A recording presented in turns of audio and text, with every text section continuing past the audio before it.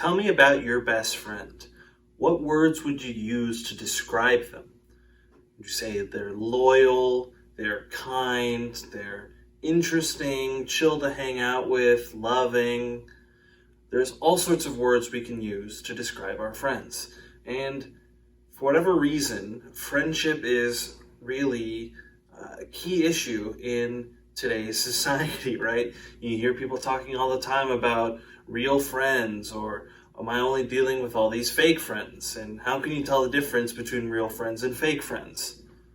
Well, if you listen to this lesson, I'll tell you how to figure it out. Kind of. Yeah, that's what I'm going to be talking about. So let's go to this week's lectionary text in John chapter 15. It follows up right after last week, and here Jesus is talking to his disciples, saying that he is going to call them his friends, right? This is one of the many metaphors that the Bible used to describe our relationship between us and Jesus, or us and God. Now, I know you guys almost certainly know the difference between metaphors and similes, but let's dig into that a little bit, right? So a simile describes a one-to-one relationship between two things. You have a banana and an apple, and you say a banana is like an apple. They're both fruits, they're both sweet, but the difference is mostly in there. Right? Whereas a metaphor takes something that is true and then goes even beyond that, right? Jesus is our friend. All of the things that you think about when you think about what friendship entails, Jesus embodies those things. But not only that, Jesus is greater than those things. He expands the metaphor and goes beyond it, right? That's one of the cool things about our relationship with Jesus. So what does Jesus say about friendship here? Well, he kind of lays out a pretty neat step-by-step logical argument here, right?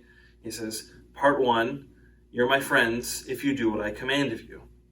Okay, that seems straightforward, right? Simple enough. So what are you commanding of us here, Jesus? Well, part 2.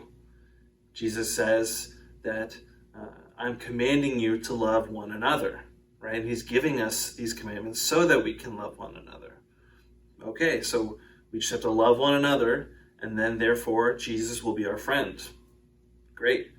But what does it mean to love one another, right? Well, that's where Jesus gives us part 3 right here in this passage. He says, there is no greater love than this, that you would lay down your life for a friend. That's it. That's heavy, right? That's the stuff. So, what does that mean? Well, you hear this verse quoted a lot when referring to people that are serving in the military, right? That there's no greater love than this, to lay down your life for a friend. And that makes sense, right? But there's some deeper truths we can get in here beyond just that, right? So first and foremost, Jesus is talking about himself in that sense, right? He is telling the disciples this right before he's about to go be crucified and die and then raise again 3 days later.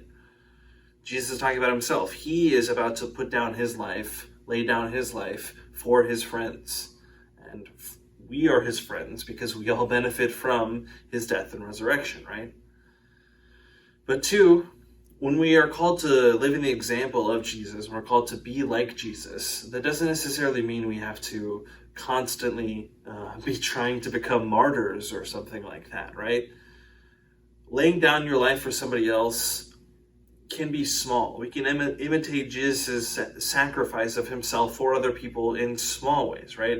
Every time you put somebody else's interests and wants and needs before your own, you're imitating Jesus in his sacrifice, in his death, right? We're laying down our lives, with our wants, our desires, and putting somebody else's before them, right? That is how we can lay down our lives for others without always, being called to die. Maybe some of you are called to die, but most of the time in our everyday, day-to-day, normal interactions, we're not called to constantly die. We're called to put other people before ourselves and love them in that way as Jesus has loved us. And again, that doesn't necessarily mean that you just let somebody walk all over you, right? Loving somebody means wanting what's best for them, and sometimes what's best for somebody is to stop them from doing bad things to you, right? prevent them from losing those elements of their soul. But ultimately, right, we're supposed to put our own desires behind those of those around us, the people in our lives, not just our friends, but everyone, right? So let's go back to the beginning and those traits that you use to describe your best friend. Would you use those words to describe yourself? Why or why not? And if not, how can you try this week to pick one trait maybe and work a little bit towards improving yourself in those areas? Is there somebody in your life that you know that you could befriend, that maybe really needs a friend right now? You could talk to somebody you haven't talked to in months. You could befriend somebody that seems to need a friend right now. And then finally, let's think of one way this week that you can put somebody's interest before your own, that we can lay down our life for our friends.